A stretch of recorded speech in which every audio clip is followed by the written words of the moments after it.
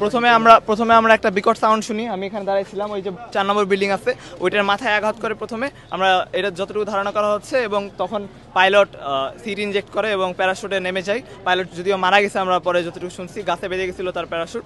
এবং এখানে এসে আমরা দেখলাম, দৌড়ায় এসে দেখলাম এখানে আগুন জ্বলছে দাও দাও করে, এবং কিছু বাচ্চা কাচ্চা আমাদের ছোট ভাই বোন তারা একবারে দৌড়াদৌড়ি করছে, যেহেতু একবারে গেটের কাছে ক্রাশ করছে তাই তারা বেরোতে পারে না। এবং গেট ভাঙার পর খুবই অল্প পরিমাণ বাচ্চা কাছে বেরোতে পারছে। শতাধিক আহত নিহত হবে 100 কাছাকাছি।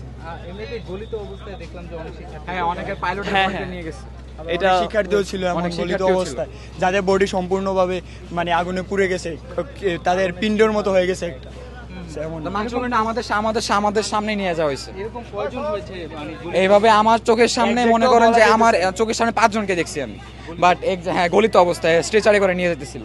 বাট এটা আরো অনেক, হসপিটালে গেলে আপনি দেখতে পারবেন এখানে অনেক শতাধিক। আর ধন্যবাদ। For more updates, follow us on Facebook, subscribe our YouTube channel, get the latest update on www.daily-sun.com.